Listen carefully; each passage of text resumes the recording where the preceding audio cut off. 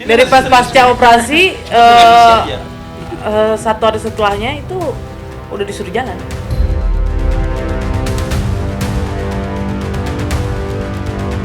Justru yang kita pertanyakan adalah dari Bapak pihak Ridwan Kamil kok nggak hadir?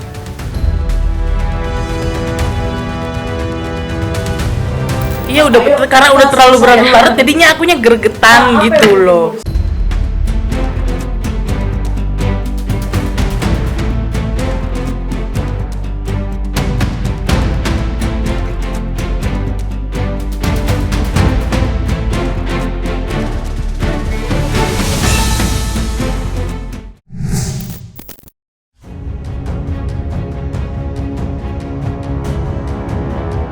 Upaya Lisa Mariana mendapatkan kembali body goals bentuk tubuhnya seperti dulu memang tidak main-main.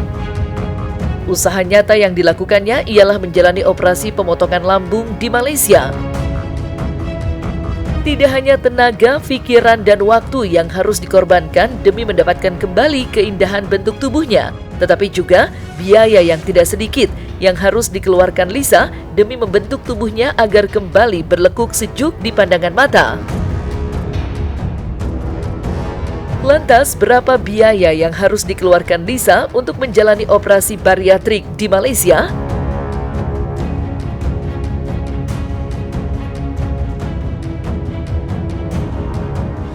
Jadi kerja saya memang buat bariatrik. Saya makan, minum, tidur pun saya pikir pasal bariatrik saja. Saya tidak ada apa-apa sebarang aktiviti lain sebenarnya. Lisa datang kita dan dia mengambil katil single dan ini tidak termasuk biayai kapal terbang, biayai hotel, itu semua beliau ada urusan sendiri.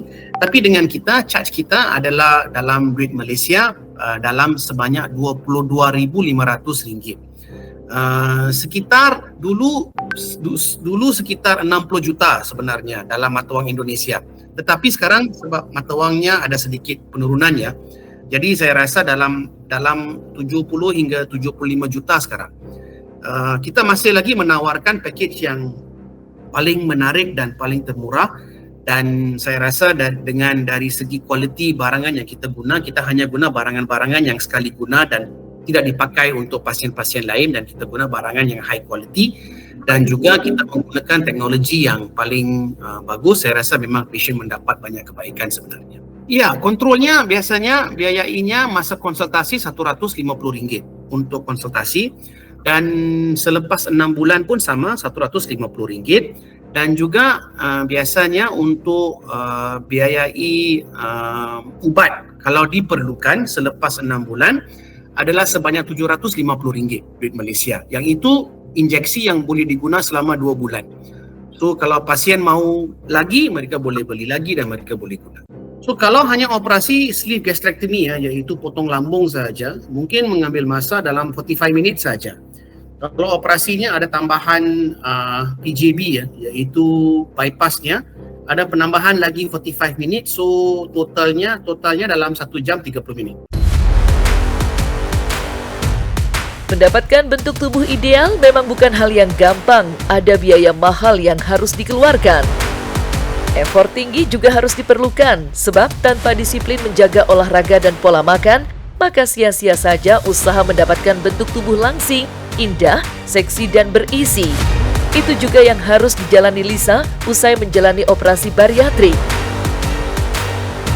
Selain diharuskan berolahraga, adakah efek samping yang akan dialami Lisa usai menjalani operasi tersebut? Abis bariatrik itu bypass itu harus sering jalan. Malah nggak boleh, ya jalan kaki. Nggak boleh. Ada sehari harus berapa langkah? Berapa langkah gitu, aku lupa. Dari pas pasca operasi, 1 hari setelahnya itu udah disuruh jalan. Efeknya yang memang kita mau adalah efeknya kurus ya, itu efeknya yang bagus ya. So efek sampingan yang kita rasa tidak mau adalah satu, ada beberapa pasien yang rambutnya rontong sedikit. Tidak banyak, tetapi ada percentage yang rontong. Ada pasien yang rasa sedikit loya dan muntah untuk seketika sahaja. Mungkin dalam 1 minggu mereka akan rasa sedikit loya dan muntah, dan mereka mau adaptasi kepada lambung yang baru ya, mengambil sedikit masa sebenarnya. So mungkin dalam 1 minggu tu mereka rasa begitu.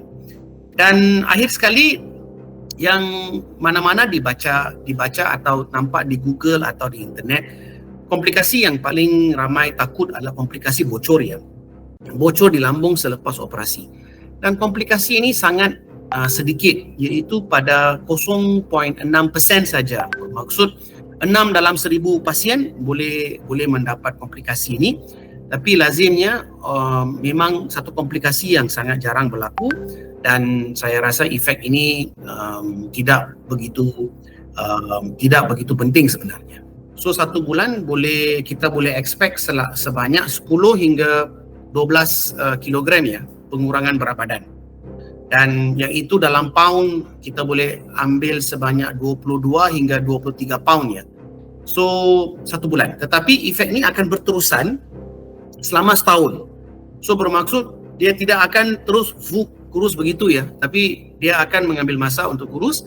Tapi efeknya memang selepas sebulan kita boleh nampak. Dan selepas seminggu pun memang kita boleh nampak, memang ada efek mungkin boleh kurang dalam 5 ke 7 kilo sebenarnya. 70 kilo pun saya rasa sudah cukup untuk Lisa sebenarnya.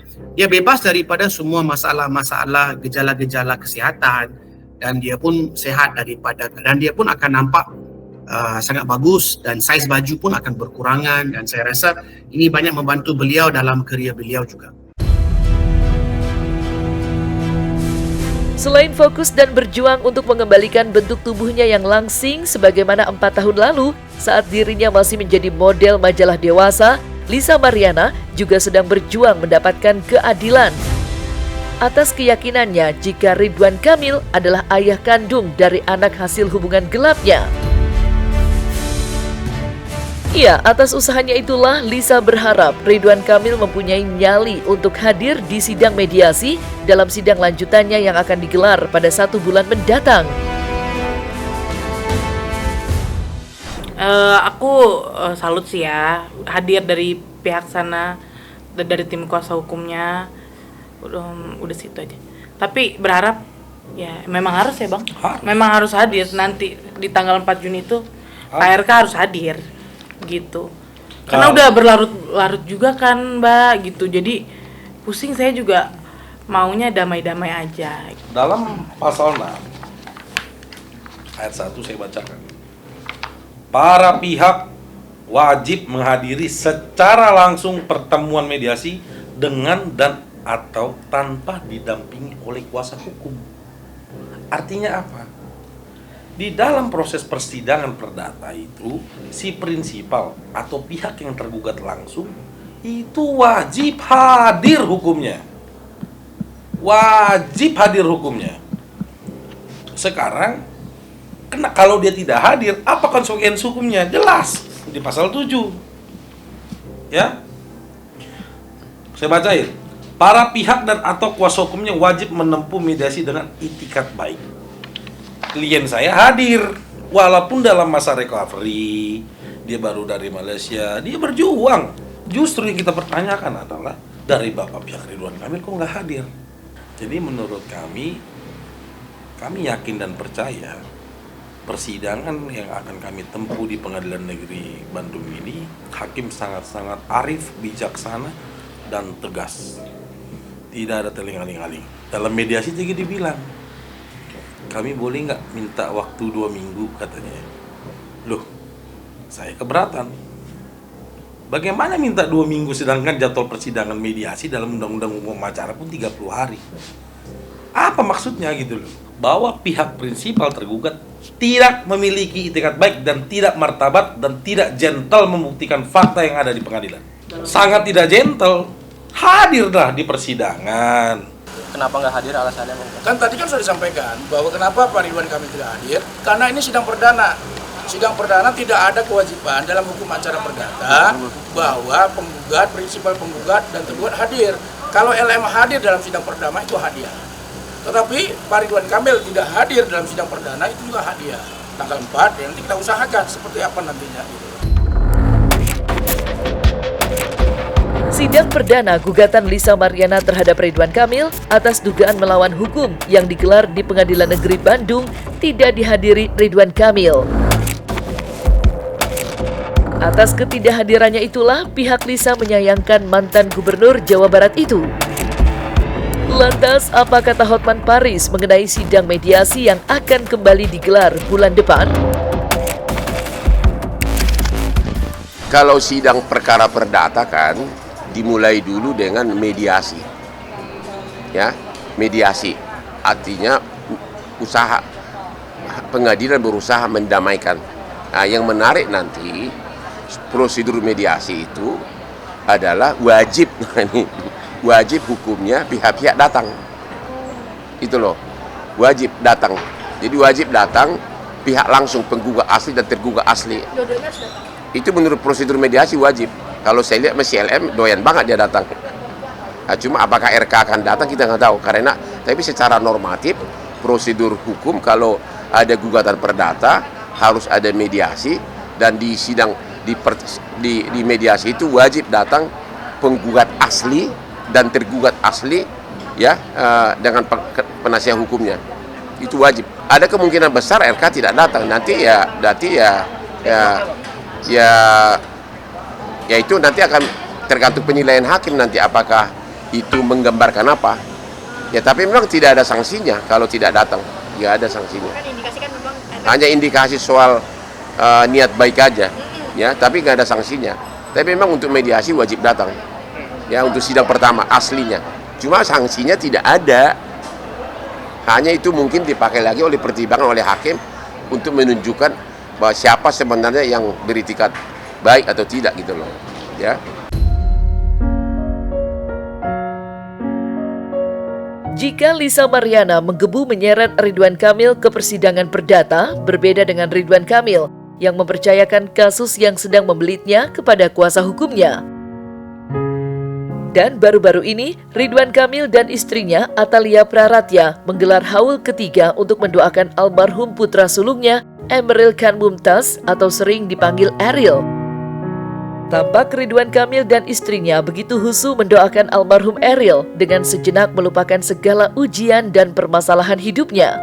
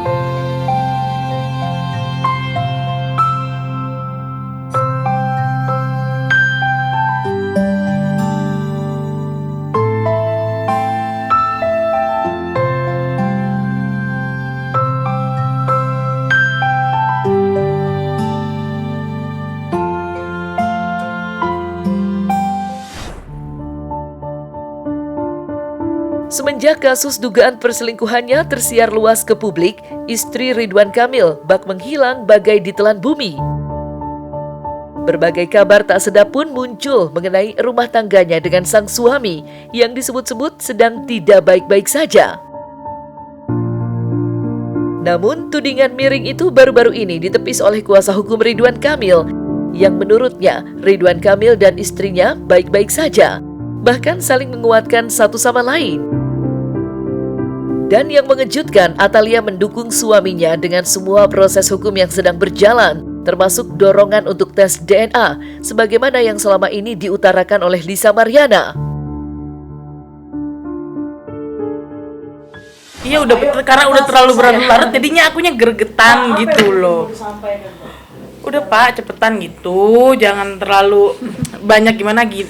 Saya mau silaturahmi, pengen cium tangan aja. Kalau buat Bu Cinta enggak dulu. Bu Love nanti aja dulu. Itu nanti heart to heart ya, woman to woman. Sampai saat ini mereka baik-baik saja, nggak ada masalah. Menjalin rumah tangga seperti biasa. Pak Ibu menyampaikan bahwa menjalani persidangan ini dengan baik, jalanin aja.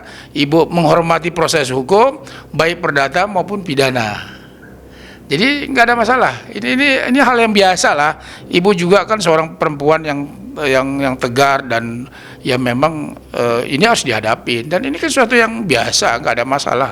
Ini kan gugatan biasa aja, bukan sesuatu yang luar biasa lah. Baik-baik saja, insya Allah 1000%. Saya mau sampaikan, adanya upaya hukum gugatan kami ini adalah untuk mengetahui siapa ayah si anak ini kan, yang dijamin putusan MK nomor 46, yang menurut keterangan dari klien kami adalah buah hatinya itu adalah hasil perbuatan dari Lisa dan Bapak Ridwan Kamil gitu loh. Ahli hukum siapapun tidak akan pernah bisa mengetahui anak itu anaknya RK atau Lisa ataupun pihak yang mengaku-ngaku lain. Jadi sekali lagi saya ulangi bahwa jalan keluar dari permasalahan ini hanyalah kearifan, kemartabatan, dan kejentelan para pihak. Ayo kita sama-sama tes DNA. Siapapun ahli hukum kalian di luar sana, tidak ada yang bisa membuktikan bahwa ini adalah anaknya Lisa atau RK. Makanya kami tempuh upaya hukum ini, gitu loh. Jadi semua pihak mempunyai hak konstitusi yang sama, dan berdasarkan putusan Mahkamah Konstitusi nomor 46, anaknya Lisa berhak mendapatkan identitas di negara Republik Indonesia ini. Sebetulnya sih sederhana kan, ini kan tes DNA, ya tunggu aja hasil di Bareskrim. Karena Bareskrim sendiri sudah melakukan tindakan-tindakan, tapi sekali lagi kami tidak bisa menyampaikan kepada publik. Biarlah Bareskrim yang menyampaikan.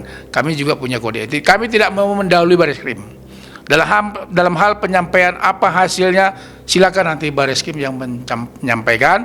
Kami tidak melakukan intervensi dalam bentuk apapun. Jadi kalau mereka mengajukan gugatan perdata, ya silakan aja, itu hak dia. Kan gitu. Silakan dibuktikan gugatannya.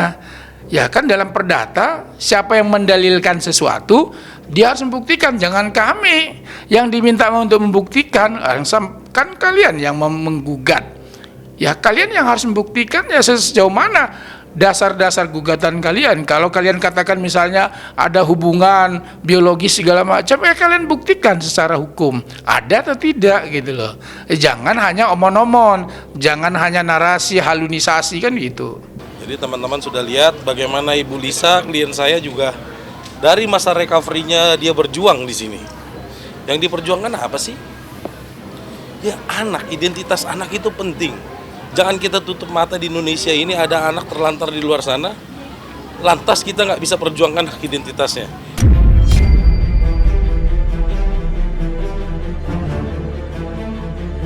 Nah, selesai sudah Cumi Lovers. Jangan lupa untuk like, subscribe, dan juga share channel YouTube Cumi Cumi.